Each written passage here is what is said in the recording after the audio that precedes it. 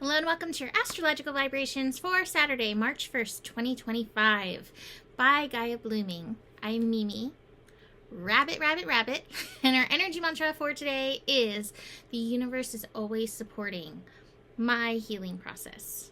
And I want to make it too, the universe is always supporting our healing process. So today is the day. Venus is going retrograde, and as I've been sitting with this energy, I feel like this could be one of the biggest astro transits of this year. And let me be fair and say there's a lot of big astro transits, but I feel like this energy is kind of a crossroads for where we go with it. So let's dig in. Today, Venus goes retrograde. Now, technically, according to the timing, Venus will be going retrograde at 4:36 p.m. Pacific time. But like I always say, what is the exact moment that we feel these energies? Because some of us get them a little earlier, some of us get them a little later. I definitely have been feeling Venus stationing this week. Just like the Mars retrograde, being that Venus is retrograding in Aries, there is a pullback, there is a slowdown. And I think that this is really important. There's a lot of Aries energy coming through this year. And Aries energy is where we look at ourselves. Aries is where we look at who we are, our I am energies. And Venus makes us look at relationships. And a lot of times during a Venus retrograde, we will look at relationships and be like, ick. You annoy me. I don't like you. This is terrible. This isn't working. A lot of breakups happen during Venus retrogrades. But that'll still happen. But the message I keep getting is that this retrograde is all about looking at ourselves. So one of the things that I've been looking at is when we had our last Venus retrograde in Aries, and that was in 2017. And it retrograded in Aries and then back into Pisces, just like this is going to do. And I was like, oh my gosh, how have we spiraled since 2017? Look at where we're at in the world, fighting amongst ourselves, Democrats, Republicans, vax, anti-vax, red, green, so many things, there's so much more than that, right? Oh my God, it's ridiculous, Anything and everything that we can fight about, especially on the internet, we have found ourselves doing in the last several years, and it's just been increasing. And the thing is, and I know this so well, is that it's never by fixing the problems out there that we fix and change the world. It is always when we look in here and see where we personally are feeding into the shenanigans, feeding into the hate, feeding into the it's my way or the highway kind of attitudes, that we, egg on the energies that are there. And so this Venus retrograde in Aries, the sign of I am, it is a time to turn within. All retrogrades are a time to turn within and look at ourselves. Now we get the benefit of an eclipse in Aries during this time. We get the benefit of Mercury retrograding in Aries during this time. And we even get Neptune entering into Aries. I didn't look up, for the first time in 200 years. It's a long time, probably more than 200 years. So we have a lot of backup supporting us in looking at ourselves. Now, it can be really easy to make a Venus retrograde about somebody else. It can be really easy to make the issues of the world about politicians and their decisions. But the universe is like, if you're giving your power away to that, that's fine. You can do that. You can continue to give your power away to that. But if you really want to make a change, if you really want to change the world, turn those rose-colored glasses back around and look at yourself and take time to notice where you feed into the division, where you feed into the hate. Now, it's funny because I pulled a card specifically just for this Venus retrograde in Aries, right? But it is an Aries retrograde because, again, it is about slowing down and looking within. And that slow down part is an Aries retrograde, because Aries just wants to, like, I don't want to pay attention to all these things. I don't want to pay attention to the feelings. The universe is like, you gotta integrate the light and the dark. I'm actually going to read this card because what it says is exactly all of this happening with it. Now, what's so interesting is that the first connection that Venus makes once going retrograde is with the moon in Aries. And the moon likes to show us what's hidden, and the moon likes to show us the emotions. And so that kind of shows us this is the direction that we're going in for this retrograde. Not to mention that we're bridging between Aries and Pisces, which means we're going even deeper when we go back into Pisces. What is that? Like the what is the date? The 27th is when Venus retrogrades back into Pisces. And again, has us look even deeper. One of the concepts that I have is that we've all been everything. And where the world is, we all take responsibility for that. We've all been all colors. We've all been evil and good. Through many lifetimes, we have all participated in living, in the shenanigans, and in the karma and dharma. And so we all have responsibility for where we're at right now. But again, the best place, the only real place that we make effective change is in ourselves. And a lot of us can say, well, I don't think that I'm doing that. I don't think that I'm breeding hate. And I think we all have to look closer at ourselves, because I think that there are times that we really are, and it's very unconscious. And I think that there's a lot of times where we are even divided within ourselves, and we have to just look at all these pieces, because it's all of this that's feeding into it. What the world needs now, this card came flying out when I was shuffling the cards, and I was having in my thought the card for this weekend. So this card for this weekend is a focus on love, and that's part of Venus's energy, a focus on love. And then the card I pulled is peace. And it's interesting because Venus in Aries isn't necessarily the most peaceful of energies, but we can find our way there. We can find our way into harmony as we flesh out our reactions, as we flesh out our hate, as we flesh out all of these layers that make us angry and retaliatory. I think it's also about looking at fear. So one of the things, and I say this every once in a while, but it's so important. It was such a realization for me. One of the things I say at the end of every scope is there's more than enough love in the world for all of us. And when I say love, I mean water, I mean money, I mean food, I mean people to have relationship with. There's no real lack.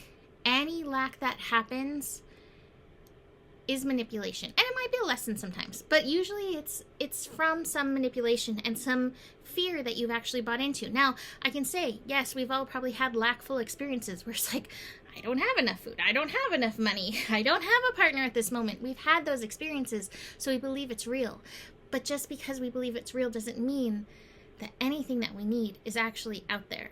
So I think that's part of the work in and through this. Venus represents relationships. It also represents pleasure and money and our gifts and talents and our worth. And I think part of the deeper work is recognizing how available that all can be at any given moment to us. And one of Rumi's quotes is, our work is not to seek for love, but to seek the walls that we've built against it. And I think when it comes to receiving, a lot of time we have walls, whether it is from an experience of lack, experiencing that thing, or experiencing pain from love, or not having the food, and recognizing, yes, this could happen, but it need not. And so this is all part of this inner integration and the inner work that we're called to do. I'm going to read this card now, but I have a lot more to say. Ooh, it says 222 right now on my phone. So, the image of integration is the unio mystica, the fusion of opposites. And this is a time of communication between the previously experienced dualities of life. Rather than night opposing day, dark suppressing light, they work together to create a unified whole, turning endlessly one into the other, each containing its deepest core, the seed of the opposite. The eagle and the swan are both beings of flight and majesty.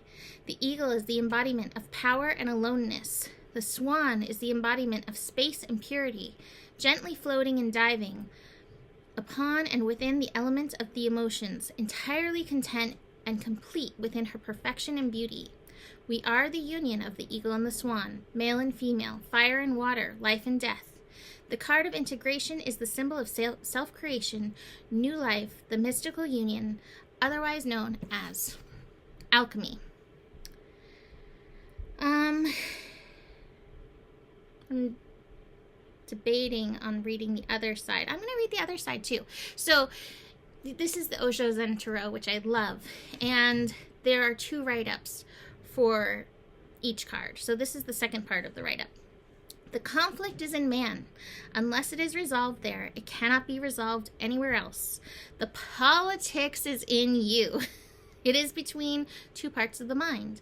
A very small bridge exists. If that bridge is broken through some accident, through some psychological defect, I wouldn't use those words, but okay, or something else, the person becomes split. The person becomes 2 persons.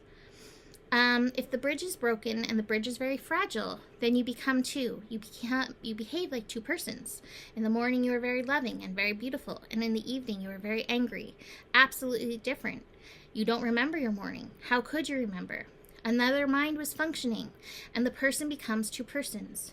If this bridge is strengthened so much that the 2 minds disappear as 2 and become 1, then integration, the crystallization arises. What George Gurdjieff used to call the crystallization of being is nothing but these 2 minds becoming 1, the meeting of the masculine and the feminine within, the meeting of the yin and the yang, the meeting of the left and the right, the meeting of logic and illogic, the meeting of Plato and Aristotle. I have a sneeze coming up. Hold on. Sorry. Okay. I think we all have these parts within ourselves, again, the shadow, that we need to look at through this and just take really good looks at ourselves. This is done by journaling, being really aware of our shadows. And again, anytime you find yourself pointing a finger during this retrograde, asking, how is this finger pointing back at me? What is this pointing to within myself that I can work through, that I can heal through? And there is so much power in that. Now, I'm not saying that the world is going to be easy, because March Astro is crazy. The eclipses, these retrogrades, I think the aggro is going to be building. Even just Venus retrograde in Aries, like, it bumps down the layer of grace, and we're going to have to make up for that. So be aware of that. When reaction starts running amok, when the frustrations of life in the world start running amok, and see where you can bring that grace. Now, this isn't about suppression, because that's not the answer either. When you suppress, it's just waiting for another inopportune moment to like blow. It's really about facing these energies, taking the time to take responsibility for yourself, who you are, how you react, how you act, and really looking at yourself. That is the point of this energy, I believe, so heartily. And it's so interesting because, you know, biblically, 40 days, 40 nights is something that's mentioned several times. And that's what a Venus retrograde is. It's 40 days and 40 nights for reflection. So while there could be an emphasis on relationships and how they're stressing you out, or the money systems of the world and how they're stressing you out, or the politics and how they're stressing you out, or even just not even knowing what to do with yourself, take that time and bring it back to yourself and reflect.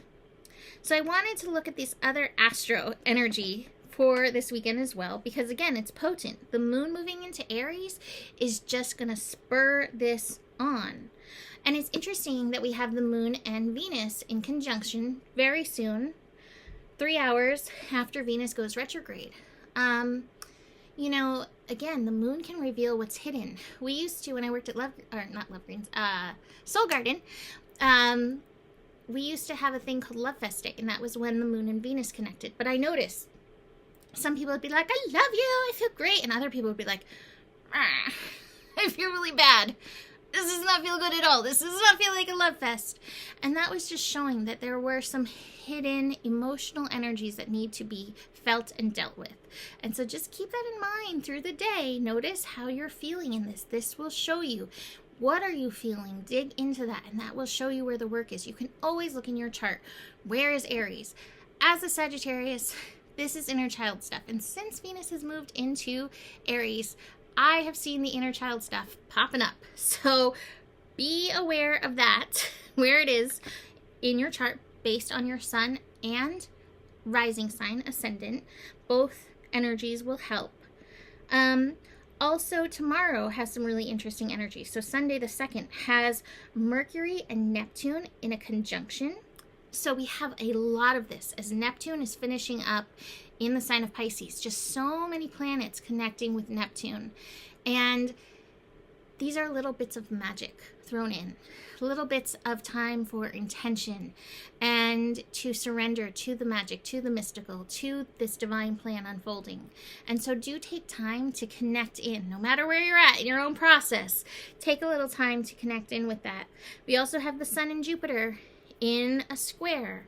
And so squares can be challenging. There may be some challenging discussions, but how can you be a channel for peace? This doesn't mean that you have to agree, but there are respectful ways to have conversations. There are respectful ways to speak to other humans. And while so much has been made of being sassy and showing somebody up and being so smart, that you whip somebody into shape with your words, I think this is a time to see where we can choose grace and kindness in our beingness.